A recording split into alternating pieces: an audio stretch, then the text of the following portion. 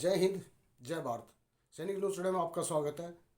1 और 2 अप्रैल को सेना के शीर्ष कमांडरों का सम्मेलन होने जा रहा है। उसको रक्षा मंत्री संबोधित करेंगे और सूत्रों के अनुसार पता लग रहा है कि अग्निवीर स्कीम के अंदर बहुत बड़ा बदलाव होने जा रहा है। तो रक्षा मंत्री उसके ऊपर कुछ घोषणा वहाँ कर सकते हैं। वो मैं इसलिए कह रहा हूँ क्योंकि अब 2 दिन पहले टाइम्स नाउ का एक समिट था, उसमें रक्षा मंत्री वहाँ मौजूद थे और पत्रकार महोदय ने उनसे पूछा कि आजकल अग्निवीर का मुद्दा बड़ा गरमाया हुआ है, विपक्ष ने भी मुद्दा उठा रखा है और नौजवान भी आप लोगों की सरकार से जो है नाराज हैं, आखिर उसके ऊपर आप क्या कहना चाहेंगे। तो रक्षा मंत्री जी ने जवाब दिया था कि आज समय की मांग है कि सेना को जवान रखा जाए। बिल्कुल सही बात है, मैं भी इसका समर्थन करता हूँ, सेना जवान होनी चाहिए।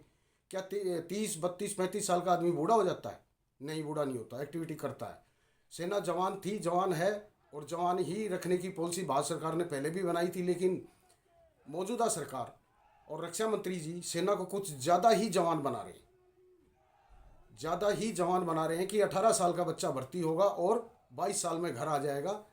ना उसे पेंशन देनी पड़े, ना उसे मेडिकल सुविधा, ना उसे कैंटीन सुविधा, ना उसे शहीद का दर्जा, यानी बड़े सस्ते में निपटा दिया जाए। तो इसके ऊपर पत्रकार महोदय ने सवाल पूछा, लेकिन ये नहीं पूछा कि आवश्यकता क्या है। जब उन्होंने रक्षा मंत्री जी ने कहा कि आवश्यकता पड़ी तो हम इसको बदलाव करेंगे, पत्रकार महोदय जी ने ये सवाल पूछना चाहिए था। ये मेरी अपनी राय है कि आवश्यकता क्या है। अभी जो आज की जो समय की आवश्यकता है, आज की जो समय की आवश्यकता जो मैं महसूस कर रहा हूँ वो सिर्फ ये है कि अभी चुनाव है, चुनावी जुमला है, नौजवान नाराज है, उनका वोट बैंक इधर शिफ्ट हो जाए। विपक्ष का मुद्दा गरमाया और विपक्ष ने बड़ी जोर से मुद्दा उठाया हुआ है। वो मुद्दा कितनी जोर जोर से उछलता है, उसकी हवा किधर चलती है, तो उसको मद्देनजर रखते हुए ये आवश्यकता रक्षा मंत्री जी बता रहे हैं कि ऐसा कुछ भारी पड़ा हुआ, ज़्यादा दबाव हुआ तो हम इसमें बदलाव करेंगे। जनरल नरवणे की किताब में साफ लिखा है, जो पब्लिश नहीं हो पाई, कि 75% को पक्का करने का और 25 को रिलीज करने का उसमें प्रपोजल था, लेकिन सरकार ने उल्टा कर दिया। सरकार ने 25 को रखा, 75 को रिलीज किया। अच्छी बात है, सेना को आप जवान बनाइए, हम भी उसमें चाहते हैं कि सेना जवान रहे, लेकिन जो 4 साल के लिए बच्चा जा रहा है उसको आप दे क्या रहे हो? कह रहे कि हम 22,000 रुपये या 25,000 रुपये तनख्वाह दे रहे हैं, जाएगा जब इतना पैसा मिल जाएगा, ठीक है, बड़ी अच्छी बात है।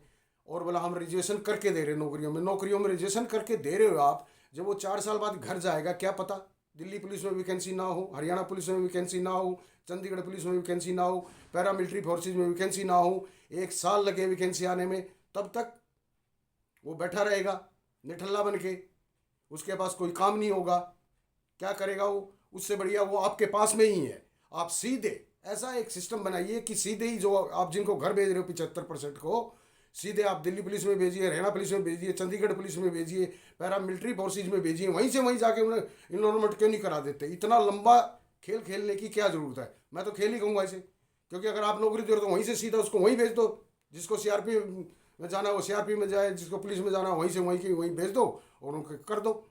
लेकिन आपने देखा 2022 में स्कीम आई थी, काफ़ी आंदोलन भी चला, तोड़फोड़ भी हुई, कुछ युवाओं पर केस भी लगे, लेकिन अभी तक सरकार टस से मस नहीं है। लेकिन अभी 2 अप्रैल को बड़े ही कयास लगा जा रहे हैं और कहा जा रहा है कि इस पे बड़ी घोषणा होने वाली है, क्योंकि चुनाव अभी नज़दीक है।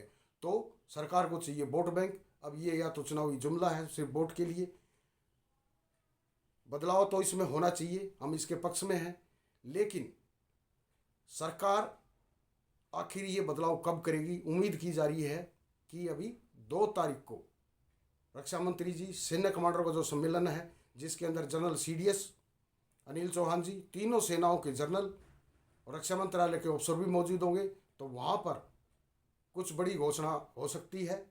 तब तक के लिए हम इंतज़ार करेंगे और आप कमेंट करके ज़रूर बताइएगा, क्या ये बदलाव की जो अभी बात कही रक्षा मंत्री जी ने, क्या ये सही है?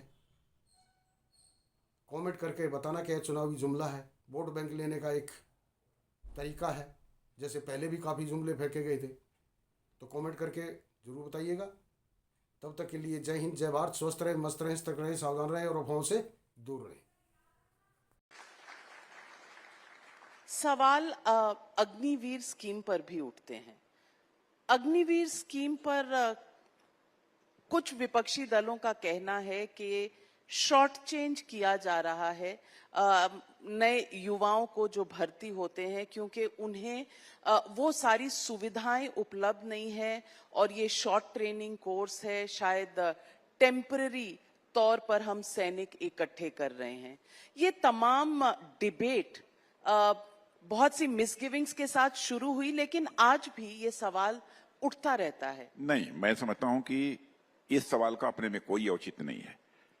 इस सच्चाई को सभी स्वीकार करेंगे कि सेना में यूथफुलनेस होनी चाहिए। सामान्यतः एज 30, 35, 40, 45, 50 ये हमारे सेना के जवानों की रही है। लेकिन जब हमारे 18 साल और 20 साल के जवान जाएंगे वहां पर अग्निवीर के माध्यम से, तो मैं समझता हूं कि जोखिम उठाने का, रिस्क उठाने का जो एक जज्बा होता है जवानों के अंदर कहीं कुछ अधिक होता है, वो जज्बा भी उठाएंगे। वैसे हमारे जिनकी एज भी अधिक हो गई है, हमारे जवान पूरे जज्बे के साथ अपनी रिस्पॉन्सिबिलिटी का निर्वाह कर रहे हैं, इसमें कहीं दो राय नहीं है। लेकिन आज टेक्नोलॉजी का युग है, हमारे नौजवान टेक सेवी भी होने चाहिए, टेक्नोलॉजी के संबंध में भी उनको जानकारी होनी चाहिए। ऐसे नौजवानों की भर्ती हम अग्निवीर के माध्यम से कर रहे हैं और उनके फ्यूचर के साथ भी हम किसी भी सूरत में खिलवाड़ नहीं होने देंगे, इस बात की पक्की गारंटी है। उसके लिए जो कुछ भी सिस्टम में चेंज लाया जा सकता है अथवा फर्दर उनके फ्यूचर को देखते हुए सर्विसेज में जो रिजर्वेशन वगैरह का प्रोविजन है, यह सब हम लोगों ने इंश्योर किया है।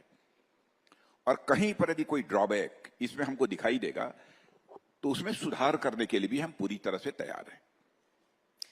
बहुत बड़ी बात कही आपने कि आप ओपन है चेंजेस लाने में भी, जिस तरह की जरूरत होगी, यदि आवश्यक हुआ तो। बहुत बहुत मुझे लगता है कि बड़ी हेडलाइन है ये कि आवश्यकता पड़ने पर